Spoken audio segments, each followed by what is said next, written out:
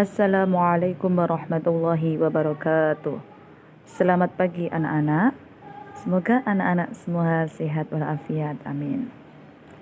Pada hari ini kita belajar akidah akhlak tentang cerita keteladanan Nabi Nuh alaihi salam.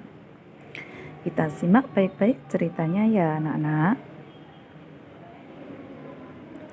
Kompetensi dasar dari pelajaran hari ini adalah 3.6 memahami kisah keteladanan Nabi Nuh alaihissalam.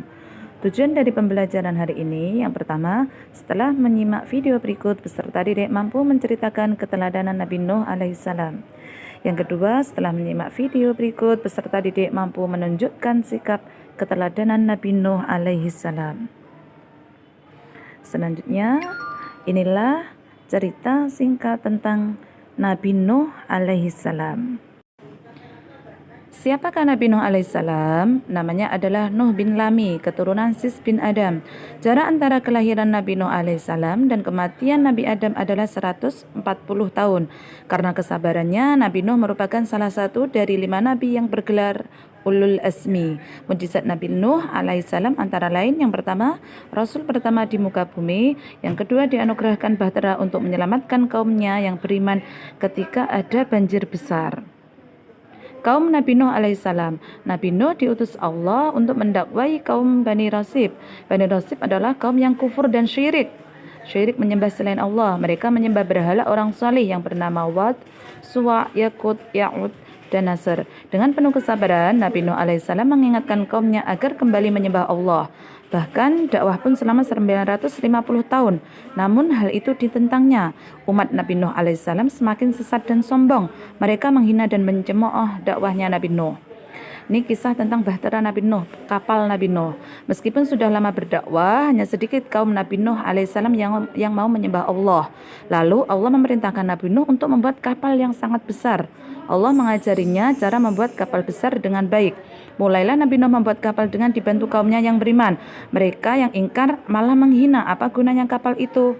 Sungai dan laut pun tidak ada. Akhirnya kapal selesai dibuat. Kapal tersebut terdiri dari 3 lantai, setiap lantainya 10 banjir bandang. Nabi Nuh mengetahui banjir besar akan tiba. Beliau meminta umatnya untuk menaiki kapal tersebut, tetapi hanya sedikit dari mereka yang mau menaikinya.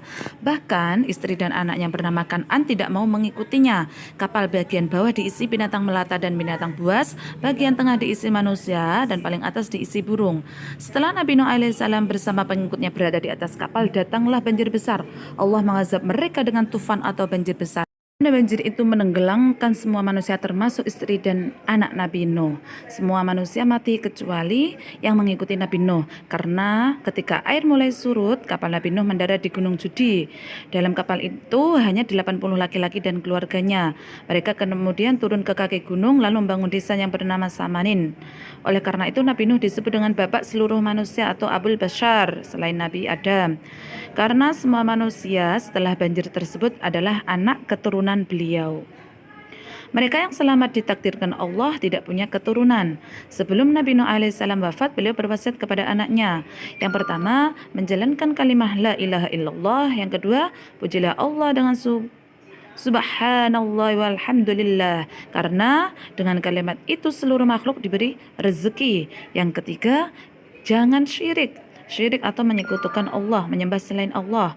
Yang keempat adalah jangan sombong, karena yang berhak sombong itu adalah Allah. Sifat teladan Nabi Nuh yang pertama adalah kesabaran. Meski banyak ditentang dan dicemooh kaumnya, Nabi Nuh tetap sabar dalam berdakwah. Yang kedua, kerja keras. Beliau berdakwah dengan gigih, menyeru kaumnya agar kembali kepada Allah. Beliau juga bekerja keras supaya kaumnya yang ingkar kepada Allah mendapatkan hidayah. Juga kerja kerasnya terlihat ketika saat Allah memerintahkan Nabi Nuh untuk membuat kapal selama bertahun-tahun bersama kaumnya yang hanya sedikit. Yang ketiga adalah ikhlas. Istri dan 1 anak Nabi Nuh ikut tenggelam bersama orang kafir dalam banjir bandang. Walaupun demikian, Nabi Nuh alaihissalam ikhlas menerima takdir tersebut tanpa marah kepada Allah. Yang keempat, mau mengakui kesalahan dan meminta maaf. Yaitu ketika Nabi Nuh sedih dan kecewa ketika menyadari bahwa anaknya tidak selamat dari azab Allah, beliau lalu memohon ampunan untuk anaknya kepada Allah. Namun Allah menegurnya. Nabi Nuh segera meminta maaf kepada Allah karena itu adalah kesalahan anaknya, bukan kesalahan Nabi Nuh. Sekian penjelasan dari Bu Guru. Alhamdulillahirabbil alamin. Semoga bermanfaat. Tetap jaga kesehatan, jangan lupa beribadah, taati orang tua. Tetap semangat. Wassalamualaikum warahmatullahi wabarakatuh.